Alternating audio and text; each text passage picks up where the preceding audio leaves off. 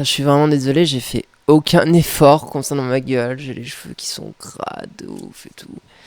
En plus de ça, je lis continuellement un peu mon commentaire, ce qui fait que je suis très tournée sur mon écran et très peu sur vous. Mais les prochaines qui vont suivre seront vraiment naturelles de vous à moi directement, donc ce sera peut-être plus naturel. Alors, du coup, l'expérience d'être une femme en société avec les femmes, dans l'expérience d'une personne lesbienne. Alors, avec les femmes, j'ai découvert quelque chose.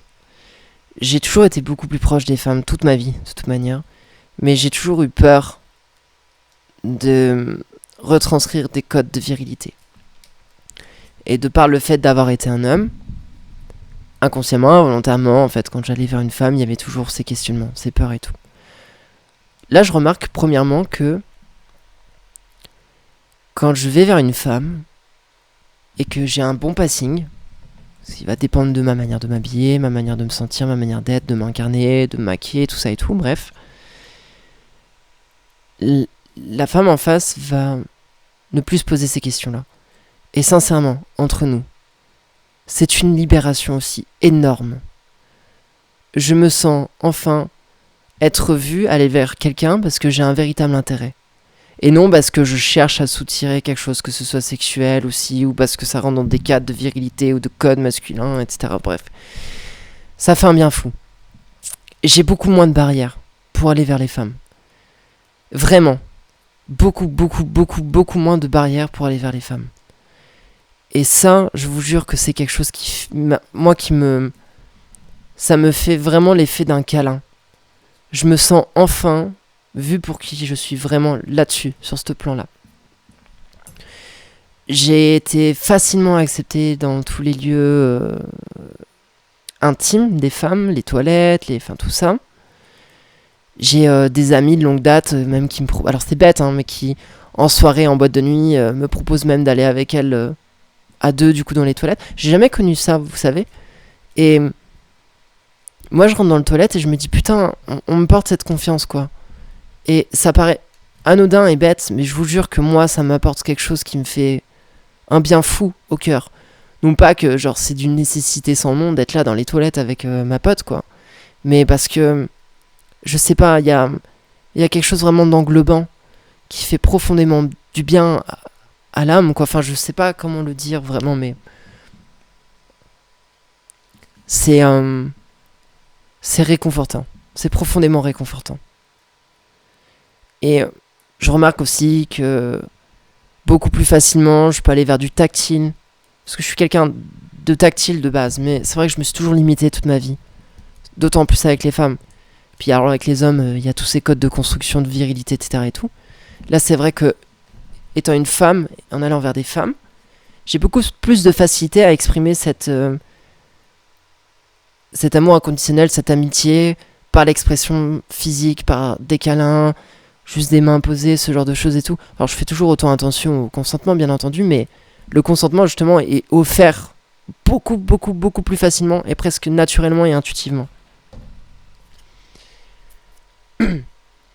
Et je remarque là-dessus que moi, ça me fait un bien profond, mais c'est vrai que c'était quelque chose que je subissais profondément avant.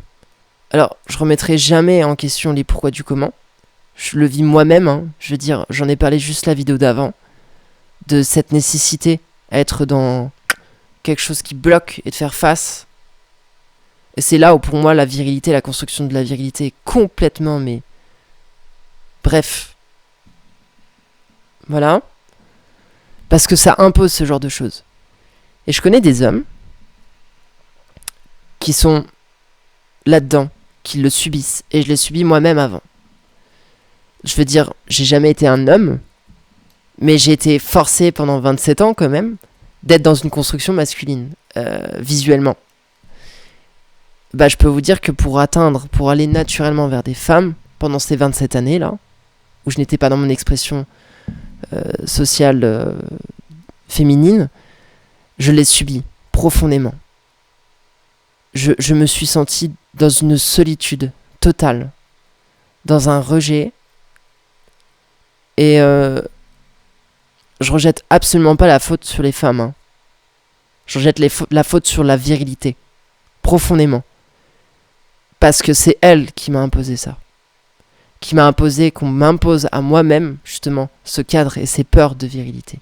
Aujourd'hui, j'en suis extrait. Et tant mieux. Tant mieux. Ça me fait un bien fou, parce que je me sens pouvoir être. Je me sens pouvoir m'incarner pleinement, sans me poser la question de « Oh putain, est-ce que je vais faire peur ? Est-ce que je vais... » Non, il n'y a plus ça. Et ça fait un bien fou. Vraiment. Ça fait un bien fou. Par contre, je remarque avec les femmes, si on parle plus de manière sentimentale, que là aujourd'hui j'aurais aucun souci à trouver un homme. Je galère, mais sans nom, à rentrer dans n'importe quoi qui rentre dans des cadres sentimentaux avec une femme. De manière globale, je remarque que je n'intéresse pas du tout. Mais pas du tout.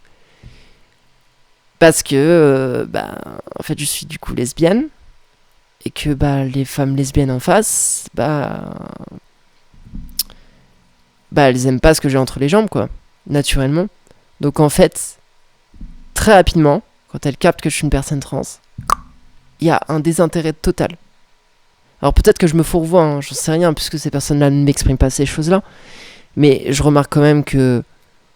Ouais, je suis dans une solitude de ce côté-là, quoi. Vraiment. Je me sens, inintéressante.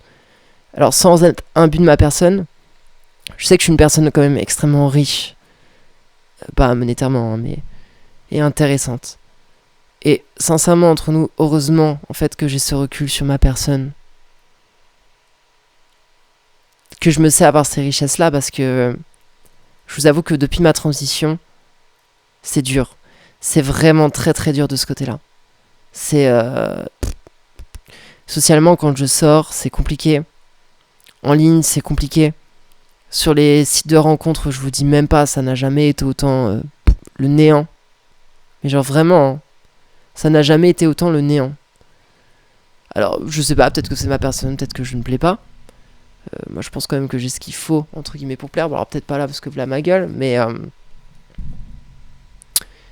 Il n'y a rien de spécifique qui explique autre que mon statut de personne trans.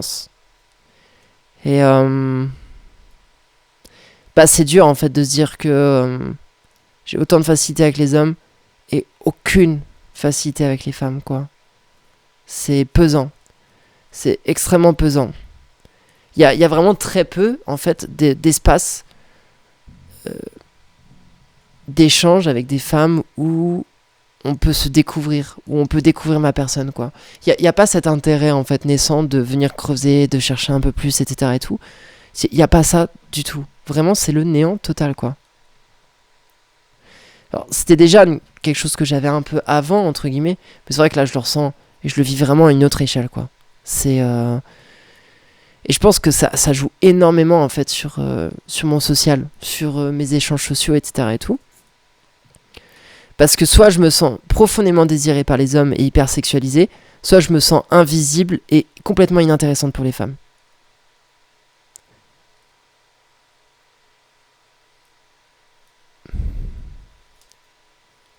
Et à ça, vous voyez, je reste sans mots. Je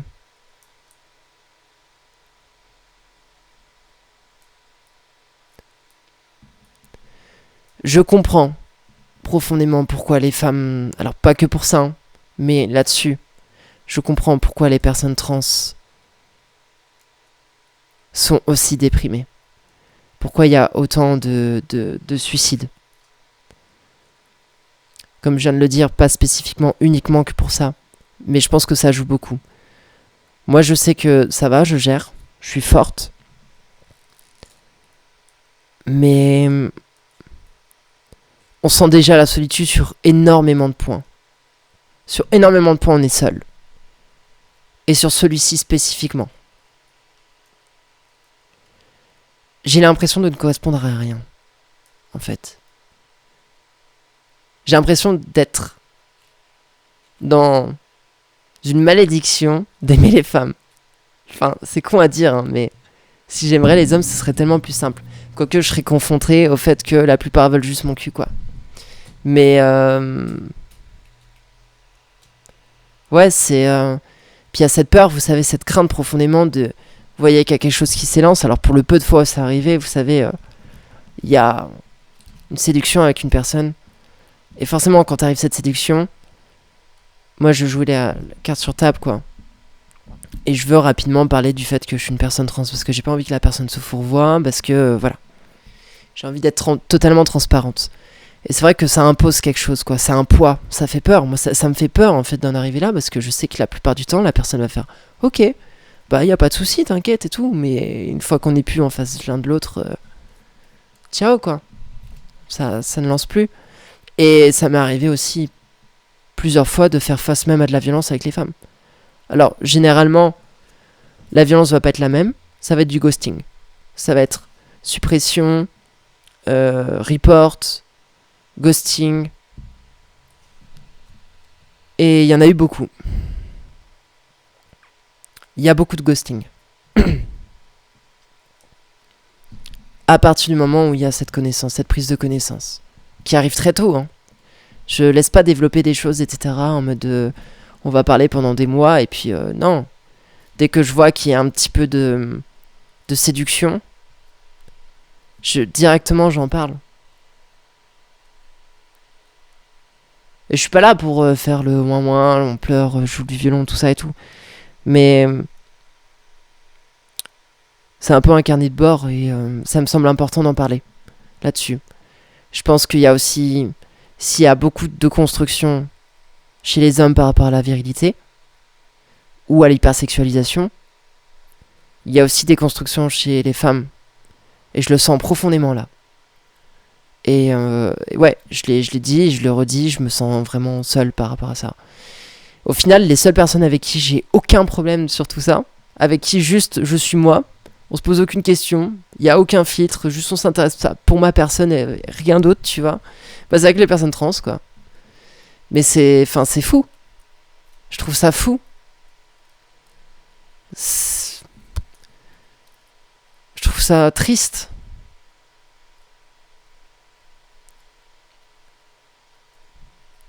C'est un sujet qui me laisse sans mots. En plus, c'est un sujet touchy. J'ai pas envie de me mettre des gens à dos.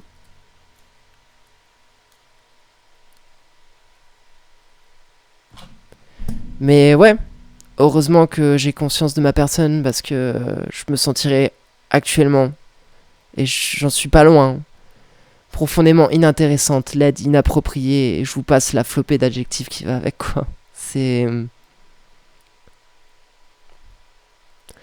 Voilà.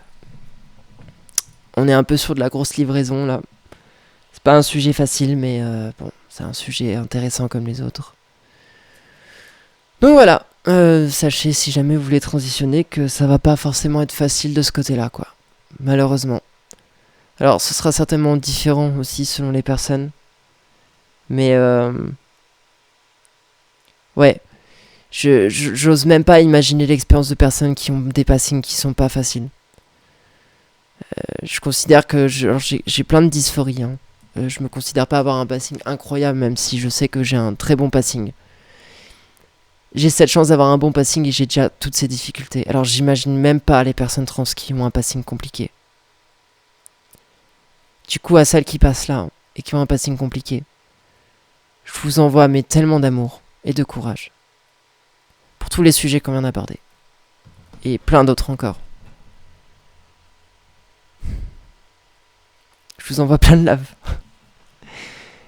Et on passe à la prochaine vidéo. Bisous.